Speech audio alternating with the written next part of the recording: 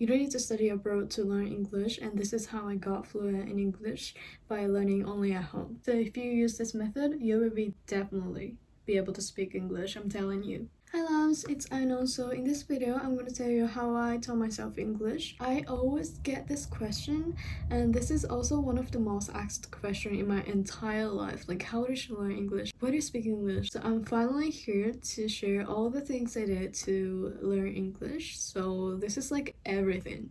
So this was my English level when I started learning English. I want this. Vegetarianism.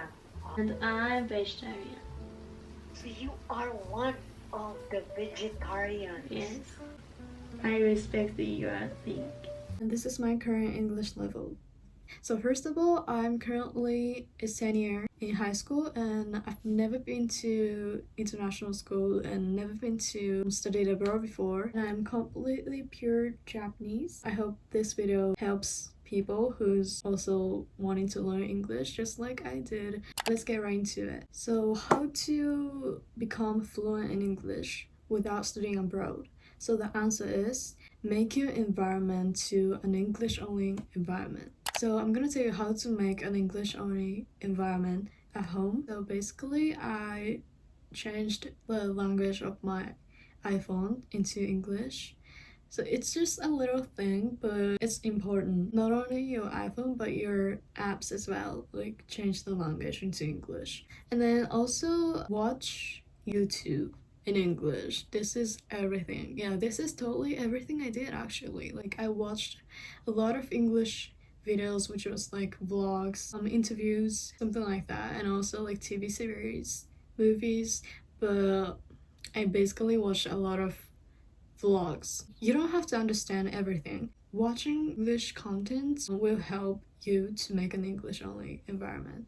Yeah, especially when you're at home, like just try to watch English videos and just keep it on the background playing so that it's gonna be an English-only environment at home. So basically, I wasn't going to middle school, so I almost had a completely English-only environment because I was always staying at home and I wasn't really talking to my friends at school in Japanese. So I get to learn English deeply, and I was able to spend the same time when school kids are going to school, but I was like literally staying at home and studying English for a whole day.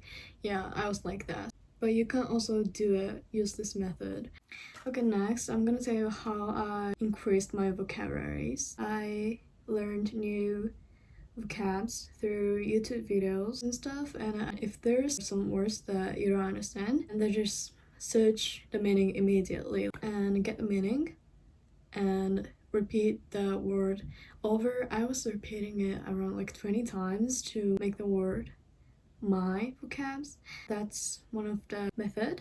And I was using DMM Eikaiwa, which is online English lesson platform. I learned a lot of new words through the lessons, and they have lots of educational materials that you can use. I'm gonna tell you the details of DMM Eikaiwa later on this video. So I learned some new phrases, words through YouTube videos in DMM Eikaiwa, and I used to build a sentence with some new words that I learned and just use it immediately. And I also learned a lot of usable phrases such as adverbs, just like actually, obviously, definitely, basically, honestly, something like that. This really helps you to continue the conversation, not like stopping it. I just really wanted to speak English immediately. Like, I wanted to chat in English, and I used these adverbs a lot. So it was very helpful, so I recommend it. First, I learned some words that I can use daily, and then I started to learn more like logical and academic words after I learned some daily basics. I've been learning a lot of more difficult phrases, but I still don't get it. I don't know, but like, you don't really need to memorize a lot of like logical and academic words if you just want to chat in English, speak in English. Like, you can just put it away for now and I just focus on the daily basics. All you have to do is just understanding how to use the words. I know this sounds so like there's a lot of things to do, but just increase your vocab step by step. Moving on to grammar. So I actually skipped grammar when I was learning English because I really wanted to speak English, just speak English. So I literally skipped it. I was just learning English with my gut. So for example, I like Hello Kitty and I Hello Kitty like. You sound more familiar with the first one, right? I like Hello Kitty. So that's the point when I thought like, I feel like I've heard of this phrase before, so I think this sentence is correct, something like that. So what I did instead was memorize as a phrase, not words itself. For example, I'm going to go out, right? And then don't memorize it as I'm going to go out, I think like that. But instead of that, I'm going to. Just remember as a phrase. Yeah, just I'm going to. So that you can use anything else. Like I'm going to get a coffee, I'm going to work out, I'm going to cook something like that. So that you can shorten the time of building a sentence in your brain. So I feel like this is one of the reasons why I'm being able to speak English this fast. Like I don't really think when I'm speaking English, which means, guys, like I don't translate Japanese into English and build a sentence in my brain. Like I just speak it. I feel like I'm building a sentence while I'm talking. Yeah. And it's because I memorized a lot of phrases, not words. This is so important.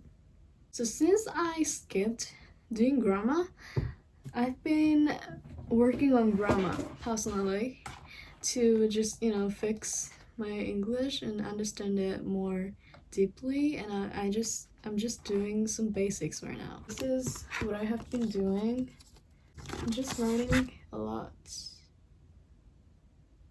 So I'm using DMM Eikawa's educational materials, but especially the grammar one. It's just so easy to understand, and I feel like I shouldn't say that loudly, but you can use it without paying. Okay. So moving on to listening, I'm gonna tell you what I did when it comes to improve your listening skill in English. I just watched lots of YouTube videos. Yeah, that's it. Think yourself as a baby. Like they, naturally learn a language, but the first thing they do is listening. They can't even speak and they can't even really think. So what they do is just to listen, to get used to it. So I think this is so important. So that's why I do recommend watching YouTube videos and also podcasts as well. So guys, we're gonna finally talk about the speaking. Yeah, I know. This is something that I have been always working on. So first of all, I used DMM Eikaiwa and I was taking online English lesson almost every day for 25 minutes. It only costs 230 yen per lesson. And I was taking the standard plan, which was you get to learn from the teacher around the world. And they were all non-native English speakers, but it was just so good. And I feel like it doesn't really matter if they're a native speaker or a non-native speaker because they all speak English so well and their pronunciation is so clear. So you don't really need to think like, oh, you have to take a native speaker's lesson to learn the perfect English. And what is perfect English, guys? It was just so fun. Yeah, if you go abroad, I feel like there are many people who speaks in many different accents. By taking non-native speakers lesson, it would be so much nice to practice talking to people around the world. So my mom found this DMM Eikaiwa and she was like, just why don't you do it? I feel like this is so good, so let's just try it. And I didn't freaking like it. I didn't like it because I was just too shy. Even though they're professionals of teaching English, I was just so worried. So in the first ever lesson, I was turning the camera off I didn't even want to show my face. I didn't want to speak in English because I was just so nervous and I wasn't confident in my English. By taking lessons every day, I get used to it, and it was very helpful, and it was just so much fun. I want to do it right now too. I'm currently not taking it anymore, but yeah, I do highly recommend it. And this is not sponsored. Yeah. Besides taking only English lessons, talking to myself in English helped me a lot too. You can just do it at home. Yeah, you don't need to do it like outside if you're not comfortable. And I mean, sometimes I speak in English, talk to myself in public, and it might be kind of weird, but anyways, for example, just talking like, today I have English class and history class. I feel like having pasta for lunch. Gosh, I don't want to do that. Something like that. Just talk to yourself in English besides your native language. It helps to build up a sentence immediately and tell your emotion. I've never said this before to anyone, but I talk to myself in English and I have like a meeting with myself and I'm like blowing my hair before I go to bed. Yeah, if you want to learn English and just do anything, and this really helps, guys, and it's just so nice to catch up with yourself. I highly recommend these methods, and this is literally everything I did when it comes to speaking English. And guys, we're moving on to the pronunciation, and this is also the most asked question. Just watch some English pronunciation practice videos, which is literally on YouTube, and go check it out. And I watched a lot of it. My English teacher fixed my pronunciation on DMM Echo as well. And also I watched again, but English vlogs and interview videos, and tried to mimic what they're saying, even if it's not perfect. It's fine. So just mimic everything and learn and pronounce as the phonetic signs, which is not what they write in words, but they're phonetic signs.